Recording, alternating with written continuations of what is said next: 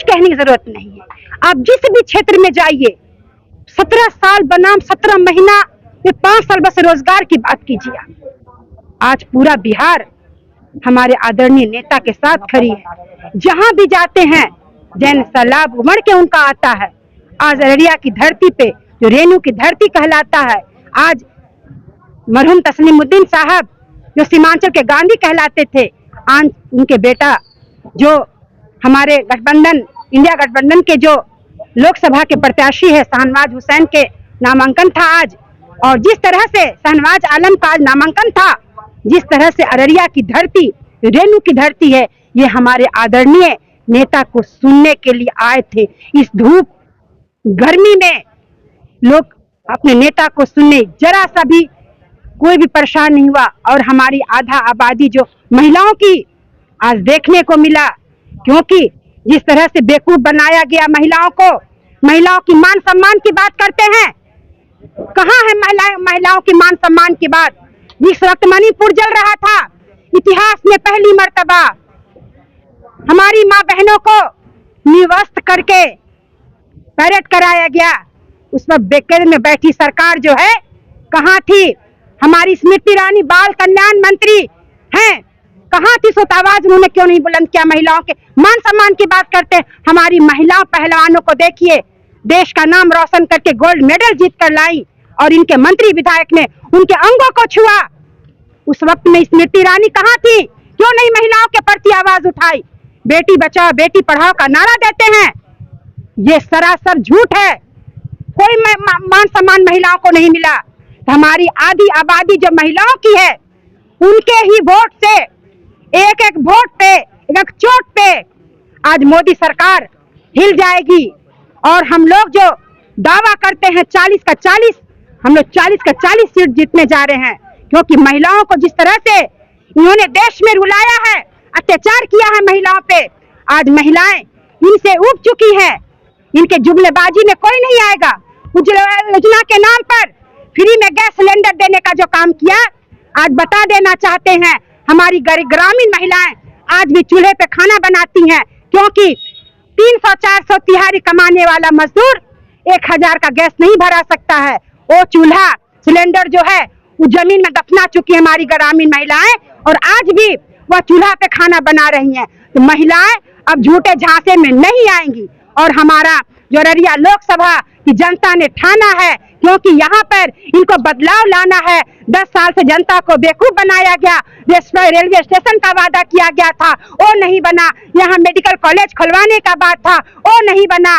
यहाँ मानंदा बेसिन बनाने का था, वो नहीं बना। मतलब कि ये 0 फेल। यहाँ के सांसद ने कोई काम नहीं किया। सिर्फ 10 साल यहाँ के जो मतदाता है उनको बेवकूफ बनाने का काम किया है। तो अररिया की जनता ने ठाना है कि हमारे जो इंडिया गठबंधन के प्रत्याशी हैं शहनवाज आलम को भारी मतों से जिताना है, और अररिया में विकास की नदियां बहेगी। सारे लोगों का सपना साकार होगा, युवाओं का सपना साकार होगा। तो इस तरह से हमारे आदरणीय नेता पूरी बहुमत से, पूरी हिम्मत से, पूरी लगन से, पूरी जुनून से हम लोग चुनाव मैदान में उतरे हैं। और अररिया की जनता उनके झूठे झांसे में नहीं आकर अच्छे लोगों को चुनना है और विकास लाना है, ये ठान लिया अररिया की जनता ने। उनको शहनवाज साहब जो साफ सुथरी छवि के, बेदाग, ईमानदार, पढ़े लिखे, वैसे शख्स जिनके पास विजन है अररिया को आगे ले जाने का, जो पार्लियामेंट में अररिया के मुद्दे को लेकर अपनी बात को रखेंगे। तो मैं समझता हूं कि इस वक्त पे ज़्यादा ना बोलते हुए हम बहुत बड़े मार्जिन से ये चुनाव जीतेंगे। और ये हमारा दम अभिमान नहीं है, ये लोगों का जो हुजूम है, जो जोश है, जो जुनून है, जो दीवानगी है, जो पागलपन है हमारे नेता तेजस्वी यादव जी के लिए और शहनवाज भाई के लिए, मैं समझता हूं लाखों वोट के मार्जिन से हम चुनाव जीतने जा रहे हैं। और ये इसके पीछे जो तथ्य हैं, इसके पीछे जो हमारे पास सब्सटेंस हैं, जो तर्क हैं, वो ये है कि जब आप अररिया का मूल्यांकन करिए तो बहुत पीछे मत जाइए। पिछले 3 चुनाव में 2 चुनाव आरजेडी जीती, हमारा स्ट्राइक रेट बहुत बेहतर है। और तीसरा चुनाव भी जो हम हारे हैं तो लगभग 5 लाख वोट लेकर। 2014 में जब कहा जाता पूरा देश बदल गया, तब हम लाखों वोट के मार्जिन से हमारे गार्जियन राष्ट्रीय जनता दल की रीढ़ और राष्ट्रीय जनता दल की रूह सीमांचल के गांधी परम श्रद्धेय मरहूम तस्लीमुद्दीन साहब चुनाव जीते थे।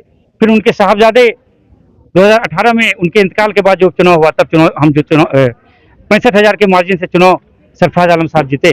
और आज मुझे पूरा यकीन है कि जो 5 लाख वोट मिला था, उस वक्त तो हमारे नेता तेजस्वी यादव उभरते हुए सितारे थे, लेकिन 2020 के चुनाव के बाद वो established leader, I am not talking about Bihar only, वो पूरे देश भर में, मैं समझता हूं वो पूरे देश भर में एक चमचमाता सितारा है, देश के सर्वाधिक लोकप्रिय नेता हैं। और उनको देखकर आगे उनका एक एक वोट जो यहाँ की जनता करेगी, वो तेजस्वी यादव जी को मुख्यमंत्री बनाने के लिए करेगी और अररिया के विकास के लिए करेगी। हमें शहनवाज भाई से बहुत सारी उम्मीद है, अररिया की जनता को बहुत सारी उम्मीदें हैं। बहुत संक्षिप्त कार्यकाल के लिए वो बिहार सरकार में आपदा प्रबंधन मंत्री बने, मुझे कहते हुए बहुत फक्र हो रहा है। अररिया से लौटने के बाद वो अररिया टाउन में कम रहते थे, जो कि हाट में अपने घर पे रहते थे, रोजाना सैकड़ों लोगों से उनका दुख दर्द जानते थे, एक फोन पर लोगों का काम करने का प्रयास करते थे। आज आप उनके हाथ को मजबूत करिए। और मैं अररिया की जनता से ये कहना चाहता हूँ, ये चुनाव सिर्फ शहनवाज भाई को चुनाव जिताने का नहीं है, राष्ट्रीय जनता दल के को विजयी बनाने का नहीं है, ये चुनाव देश के अररिया के पंचायत से लेकर जिला स्तर तक के सभी मतदाताओं से मैं गुजारिश करना चाहूंगा कि आप विकास पर वोट कीजिए, जुमलेबाजी से परहेज कीजिए। ये देश बेचने वाले सब पार्टी है, इनसे परहेज कीजिए। ये जात और धर्म के नाम पर, हिंदू मुसलमान के नाम पर आपस में बांटना चाहते हैं। और हम सारे लोग, इस सीमांचल की खूबसूरती है, यहाँ गंगा जमुना तहजीब की मिसाल है कि हम हिंदू मुसलमान सिख ईसाई हर तबके के लोगों के साथ बैठ करके हम एक जगह खाते हैं और आपस में बात करते हैं। शायद यही खूबसूरती को भाजपा को हजम नहीं हो पा रही है, वो बांटना चाहता है, वो हम दोनों के मोहब्बत को तोड़ना चाहता है, उसमें जहर घोलना चाहता है। इसलिए मैं जनताओं से अपील करना चाहता हूँ कि ये इसके गुमराही में नहीं चलना है। जो सिर्फ हंगामा खड़ा करना मेरा मकसद नहीं, सिर्फ हंगामा खड़ा करना मेरा मकसद नहीं, मेरी कोशिश है कि बिहार नहीं देश का सूरत बदलनी चाहिए। मेरे सीने में ना सही, तेरे सीने में सही, मगर आग कहीं भी हो, आग जलनी चाहिए।